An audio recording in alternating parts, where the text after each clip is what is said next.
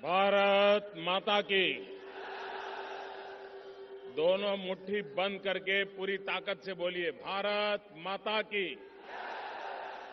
भारत माता की। मंच पर विराजमान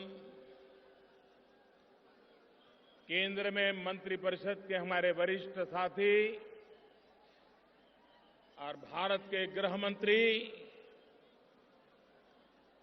श्रीमान राजनाथ सिंह जी, भारतीय जनता पार्टी के प्रदेश राष्ट्रीय उपाध्यक्ष श्रीमान ओम माथुर जी, उत्तर प्रदेश भारतीय जनता पार्टी के हमारे नौजवान अध्यक्ष श्रीमान केशव प्रसाद मौर्य, उत्तराखंड भाजपा के प्रदेश अध्यक्ष श्रीमान अजय भट्ट, हरियाणा भाजपा के प्रदेश अध्यक्ष श्रीमान सुभाष बरला, सहारनपुर के सांसद श्रीमान राघव लखनपाल जी, केंद्र में मंत्रिपरिषद के मेरे साथी श्रीमान संजीव बालियान जी, मंच पर विराजमान सभी आदरणीय सांसद, सभी आदरणीय नेतागण और विशाल संख्या में पधारे हुए मेरे प्यारे भाइयों और बहनों,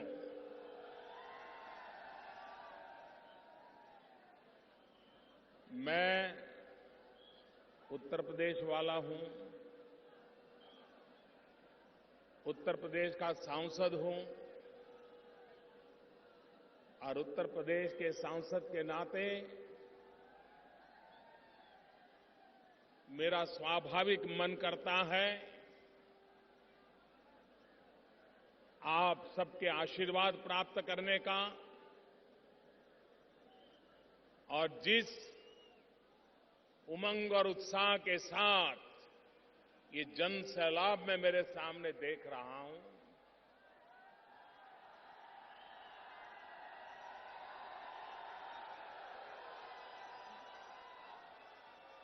मैं सबसे पहले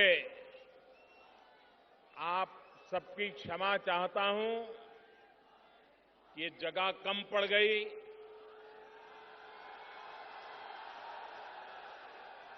जितने अंदर है उससे भी ज्यादा बाहर धूप में तप रहे हैं। ऐसी चमचमाती धूप में भी आप मुझे आशीर्वाद देने आए, ये मेरा सौभाग्य है। मैं आपका बहुत बहुत फिर से आभार व्यक्त करता हूं।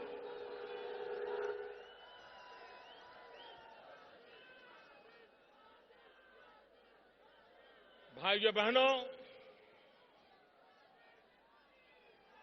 आज मैं आपके सामने उस समय आया हूं, करीब इसी समय 2 साल पहले दिल्ली के राष्ट्रपति भवन के प्रांगण में हम सब शपथ ले रहे थे। जिस समय हम 2 साल पहले वहां शपथ ले रहे थे, उसी समय में आज मेरे देशवासियों को मेरे काम का हिसाब देने के लिए आया।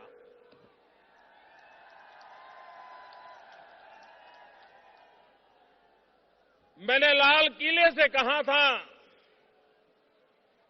प्रधानमंत्री ये व्यवस्था है, लेकिन प्रधान सेवक ये मेरा दायित्व है, ये मेरी जिम्मेवारी है और मैं एक प्रधान सेवक के रूप में 125 करोड़ देशवासियों की सेवा करने का निरंतर प्रयास करता रहा हूं। मेरे प्यारे देशवासियों,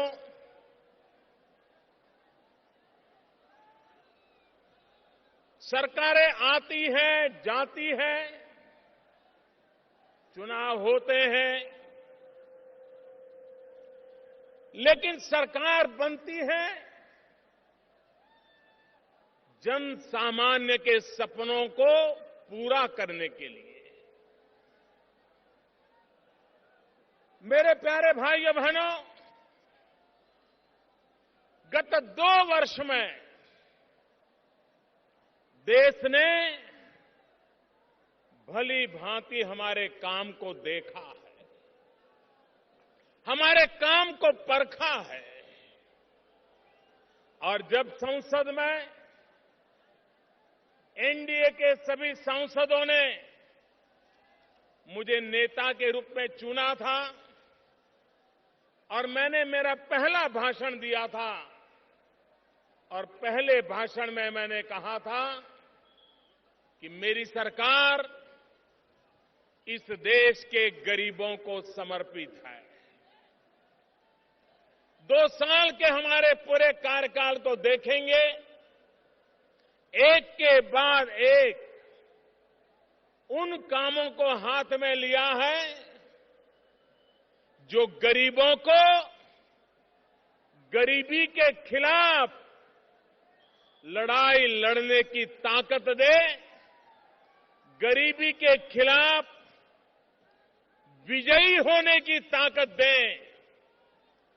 कोई गरीब मां बाप ये नहीं चाहता है कि उसके संतानों को विरासत में गरीबी मिले। हर मां बाप चाहता है कि उसके संतान ऐसी जिंदगी जीने के लिए मजबूर न हो जो जिंदगी उन्हें बितानी पड़ी है। मेरे भाइयों बहनों, अगले साल आजादी के 70 साल हो जाएंगे। सामान्य मानवीय की आवश्यकताओं की पूर्ति, इसको करने का प्रयास दिल्ली में बैठी हुई आपकी जो चुनी हुई मेरी सरकार है, उसने लगातार कोशिश की है। हमारी कोशिश रही है कि राज्यों को ताकतवर बनाएं। हमारी कोशिश रही है कि राज्य सरकारें भी जनता जनार्दन की भलाई के लिए काम करें। और इसलिए आज स्थिति ऐसी है, पहले एक जमाना था जब दिल्ली सरकार के पास भारत का जो खजाना होता था उसमें से 65% धन दिल्ली सरकार के खजाने में हुआ करता था और 35% धन राज्यों के खजाने में हुआ करता था। मैं भी राज्य का मुख्यमंत्री लंबे अरसे तक रहा हूं। मैं राज्यों की तकलीफों को जानता था और इसलिए हमने आकर के सबसे बड़ा निर्णय किया। अब दिल्ली के सरकार के खजाने में 35% रुपया रहेगा और 65% रुपया राज्यों के खजाने में रहेगा। ये बहुत बड़ा निर्णय, ये बहुत बड़ा निर्णय राज्यों को ताकत देने के लिए किया। इतना ही नहीं, नगर पालिका हो, महानगर पालिका हो, पंचायत हो, ग्राम पंचायत हो, उनको भी सीधा अधिकतम मात्रा में धन पहुंचाने का काम दिल्ली में ये नई सरकार ने किया है।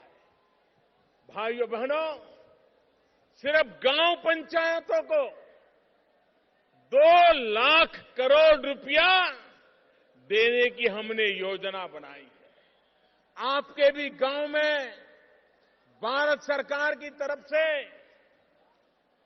हर वर्ष कहीं 80 लाख, कहीं 1 करोड़, इतनी बड़ी तादाद में लोगों के पास धन पहुंच रहा है। इसलिए कि गांव के जीवन में बदलाव आए, गांव के जीवन में सुख सुविधाएं आए, रोड बने, पानी की व्यवस्था हो, बिजली आए, अच्छी स्कूल हो, अच्छा अस्पताल हो, इन चीजों पर हमने बल दिया है। एक के बाद एक उन योजनाओं को हाथ लगाया है जिसके कारण देश के गरीब के जीवन में बदलाव आए। भाइयों बहनों, यह देश बदल रहा है, लेकिन कुछ लोगों का दिमाग नहीं बदल रहा है।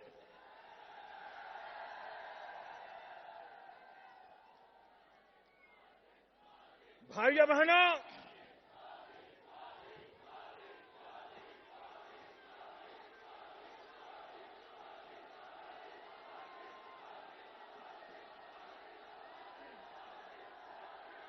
एक जमाना था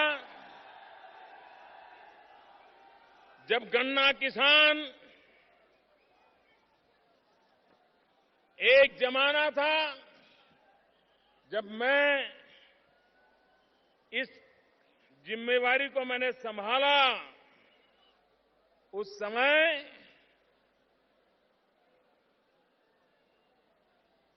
₹14,000 करोड़ रुपया गन्ना किसानों का बकाया था। न शुगर मिल को गन्ना किसानों की चिंता थी, न राज्य सरकारों को चिंता थी। गन्ना किसानों को हमेशा ताकत मिले, ऐसी योजना बनाने के लिए पहले कभी किसी सरकार को चिंता नहीं थी। वो टुकड़े फेंकते थे, समय निकालते थे और किसान बेचारा उनके इंतजार में रहता था कि चलो इस बार शुगर मिल का कुछ अच्छा हो जाएगा तो भुगतान हो जाएगी। लेकिन स्थायी रूप से उस समस्या का समाधान करने के लिए प्रयास नहीं होता था। भाइयों बहनों, हमने कोशिश की कि गन्ना किसानों को उनकी भुगतान के पैसे समय से मिले, और आज मैं कह सकता हूं बहुत बड़ी मात्रा में ये पुरानी भुगतान का काम हमने अलग अलग योजनाओं के द्वारा करवाया। अब कोई 700-800 करोड़ रुपया अभी भी भुगतान का बाकी है। मैं राज्य सरकार को आग्रह करता हूं और मैं शुगर मिलों को चेतावनी देता हूं,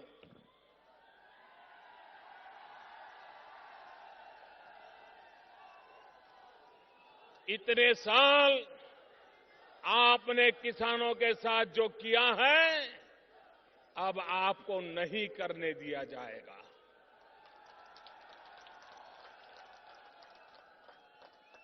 सरकार ने ऐसी नीतियां बनाई हैं कि आप अगर ईमानदारी से शुगर मिल को चलाएं तो गन्ना किसानों का कोई भुगतान बाकी रहने की जरूरत नहीं है।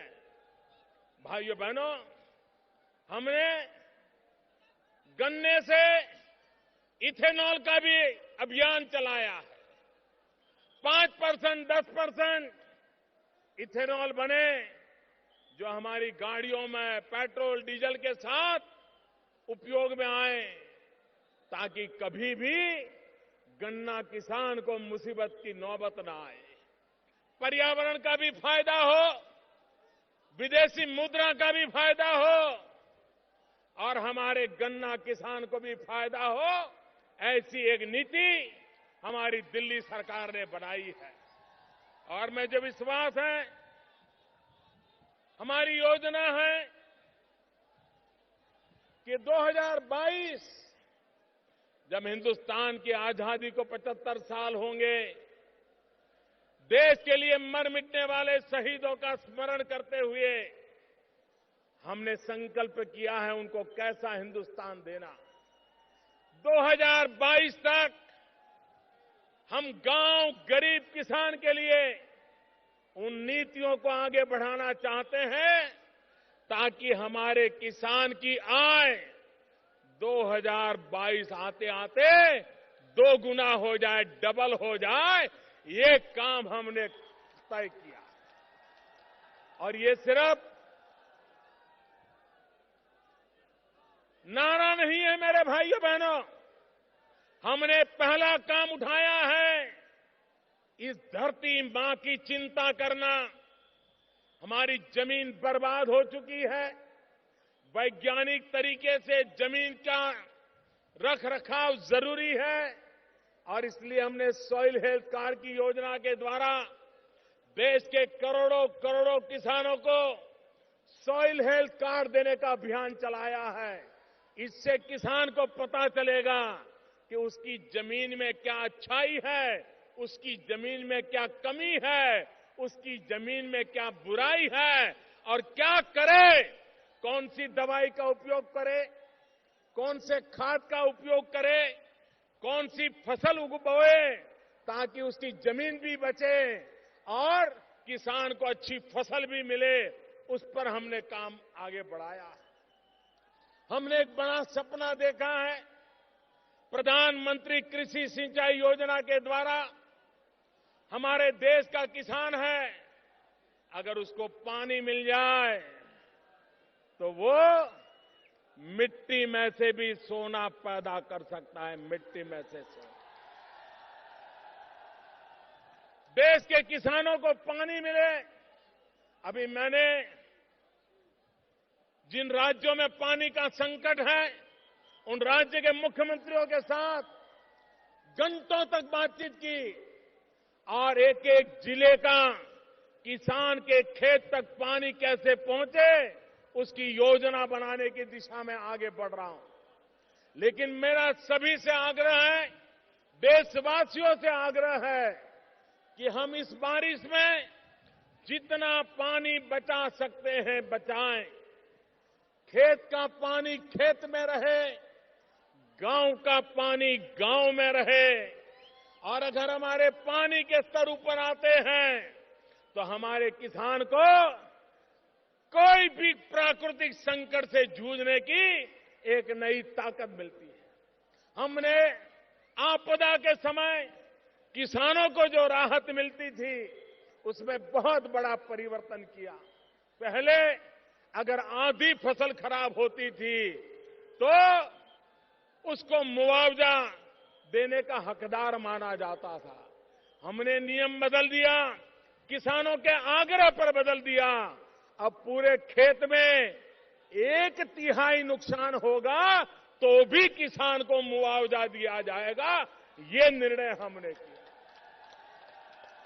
पहली बार देश में किसानों के लिए प्रधानमंत्री फसल बीमा योजना हम लाए हैं।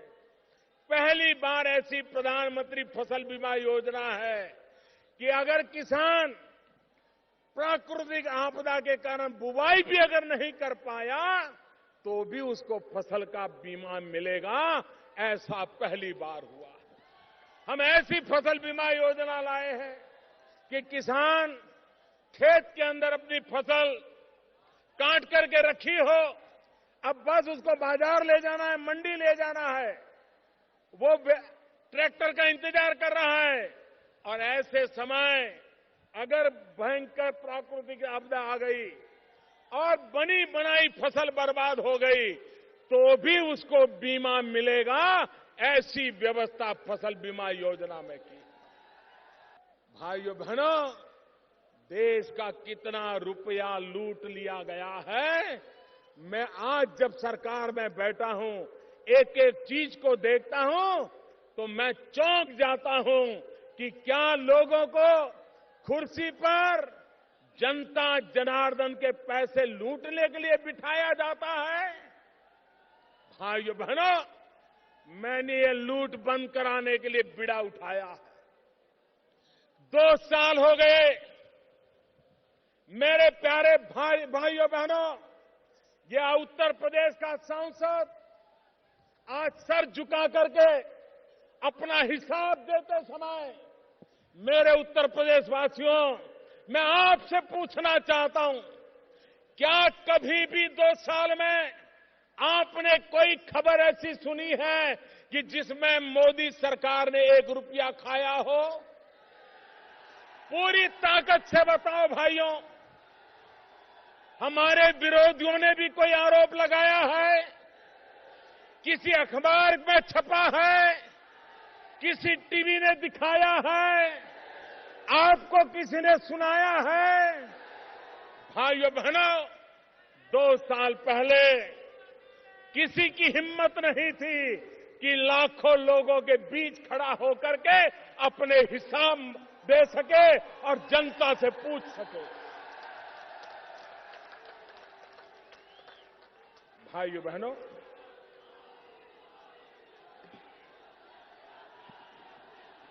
आपको हैरानी होगी, गैस का सिलेंडर,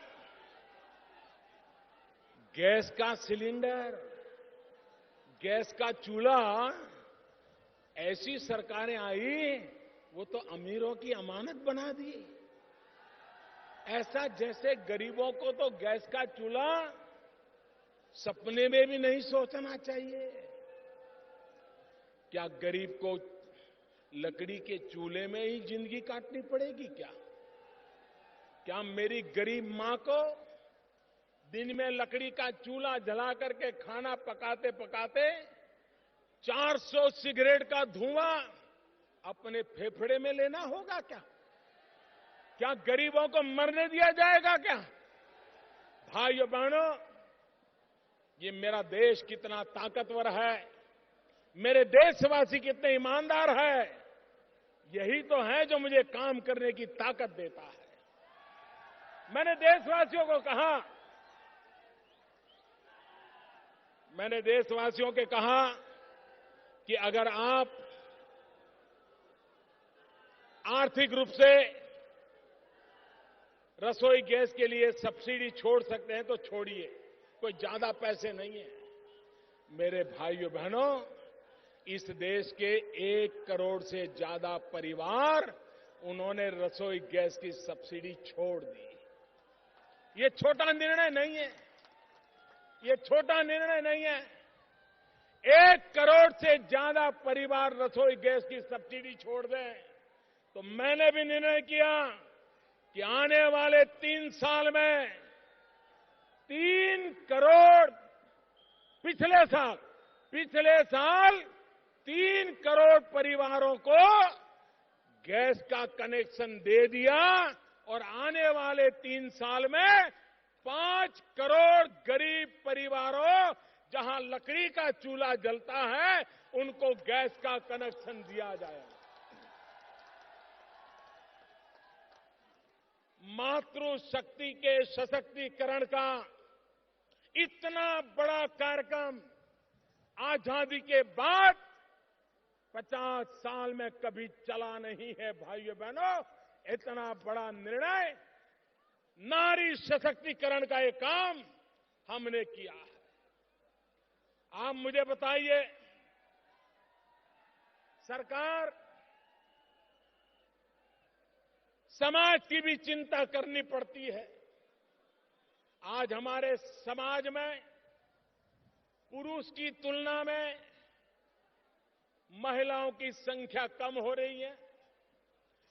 बेटे जितने पैदा होते हैं, बेटियां कम पैदा होती हैं, क्योंकि बेटियों को मां के गर्भ में ही मार दिया जाता है। समाज में असंतुलन पैदा हो रहा है। अगर 1000 बेटे पैदा होते हैं, 1000 बेटियां पैदा नहीं होगी तो समाज का हाल क्या होगा, इसका आप अंदाज लगा सकते हैं। और इसलिए हमने अभियान चलाया है, बेटी बचाओ, बेटी पढ़ाओ। भाइयों बहनों,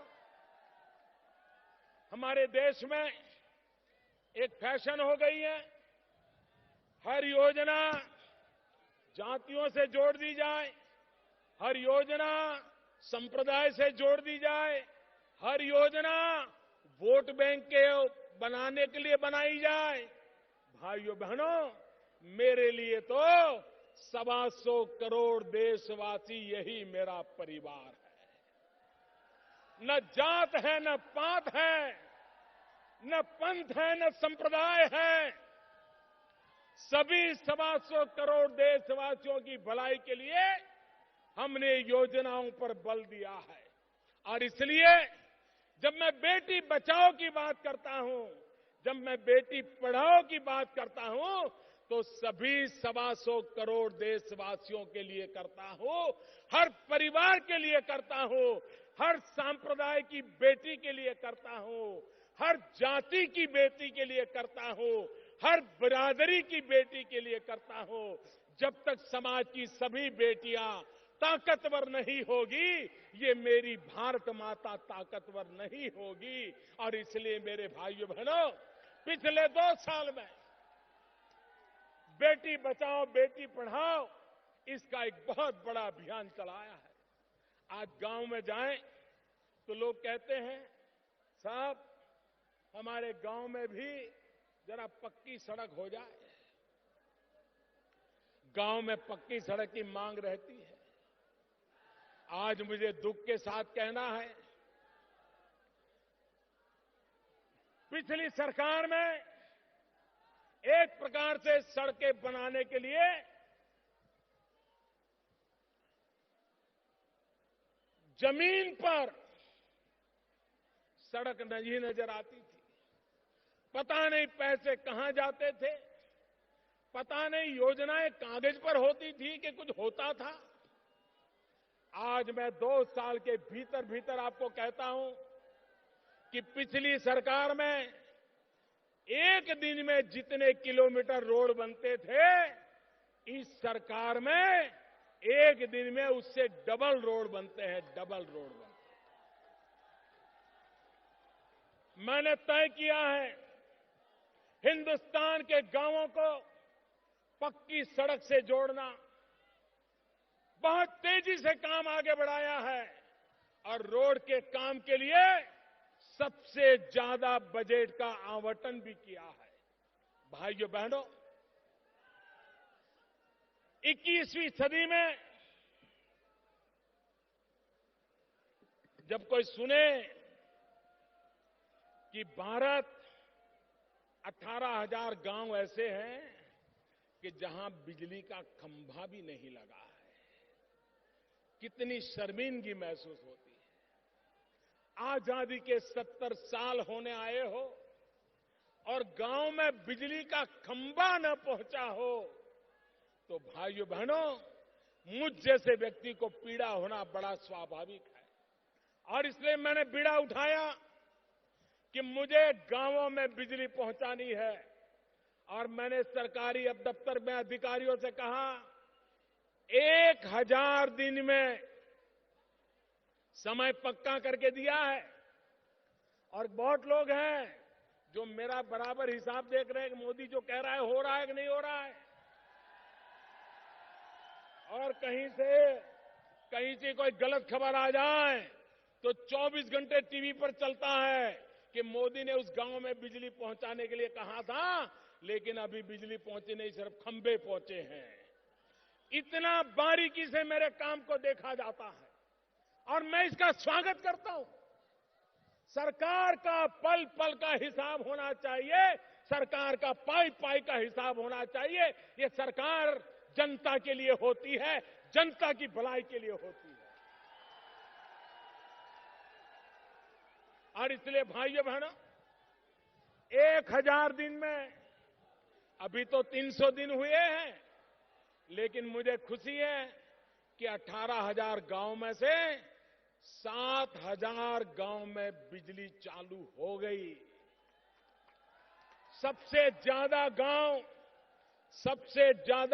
उत्तर प्रदेश के अंधेरे में थे। बहुत ही जल्द उत्तर प्रदेश के सभी गांवों में बिजली पहुंचाने का काम मैं पूरा करके रहूंगा। मेरे भाइयों बहनों, ये काम मैंने उठाया है। हमारा देश का नौजवान, उसे रोजगार मिलना चाहिए। नौजवान को काम करने का अवसर मिलना चाहिए। हमने एक प्रधानमंत्री मुद्रा योजना लाए। हमारी इच्छा है कि जो समाज के गरीब तबके के लोग हैं, एससी हो, एसटी हो, ओबीसी हो, छोटा छोटा काम करते हो, कोई धोबी हो, कोई नाई हो, कोई अखबार बेचता हो, कोई दूध बेचता हो, छोटा छोटा कारोबार करने वाले लोग, उनको बैंक वाले पैसे ही नहीं देते थे। बेचारों ने बैंक कभी देखी नहीं थी, और बैंक में जाएं तो ऐसे नियम बताते थे कि वो बेचारा पैसे ले ही नहीं पाता था। ये बैंक गरीबों के काम आनी चाहिए कि नहीं आनी चाहिए भाइयों? ये बैंक गरीबों के काम आनी चाहिए कि नहीं आनी चाहिए? ये बैंक गरीबों के काम आनी चाहिए कि नहीं आनी चाहिए? हमने नियम बनाया, प्रधानमंत्री मुद्रा योजना, और हमने कहा ये छोटे छोटे लोग कारोबार चलाते हैं, अगर उनको पैसे चाहिए तो साहूकार के यहां से नहीं जाना पड़े, बड़ा ज्यादा ब्याज न देना पड़े, उसको अगर पैसे बैंक से मिल जाएं तो उसकी जिंदगी बदल जाएगी। और भाइयों बहनों, मुझे खुशी है, योजना शुरू की इस वर्ष अब तक करीब करीब 3.25 करोड़ परिवारों को 1.25 लाख करोड़ से ज्यादा पैसे उनको दे दिए गए, बिना गारंटी दे दिए गए, और उनको कहा आप साहूकार से मुक्त हो जाइए, अपने कारोबार को बढ़ाइए, और एक आध दो नौजवान को रोजगार भी दे दीजिए। गरीब की ताकत कैसे बढ़ाई जाती है, ये हमने करके दिखाया है। हम प्रधानमंत्री जन धन योजना लाए।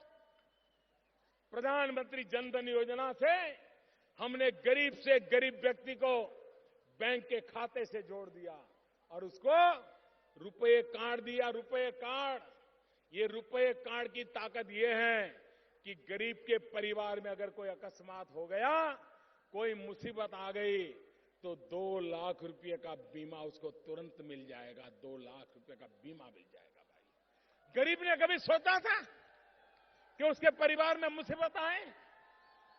भाइयों बहनों, मैं एक स्वच्छता का अभियान चलाता हूं, और मैं देशवासियों का आभारी हूं, मीडिया का आभारी हूं, सामाजिक संस्थाओं का आभारी हूं, और खास करके युवा पीढ़ी का आभारी हूं। उन्होंने स्वच्छता के अभियान को अपना कार्यक्रम बना लिया है।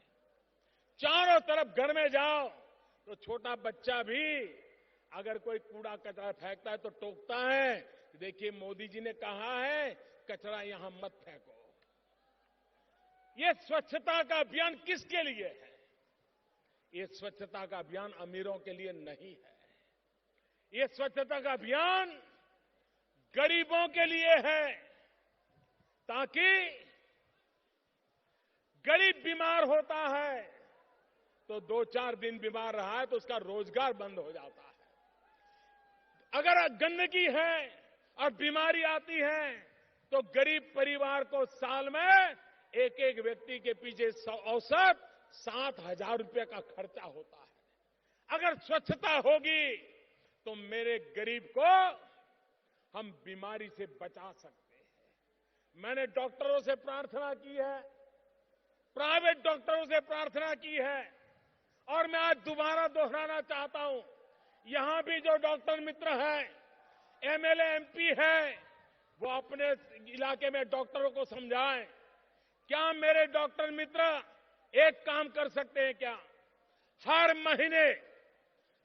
महीने 9 तारीख को, हर महीने की 9 तारीख कोई भी गरीब प्रसूता माता अगर उनके यहां आती है तो मुफ्त में उसका देखभाल करेंगे, उसकी जांच करेंगे, दवाइयां देंगे।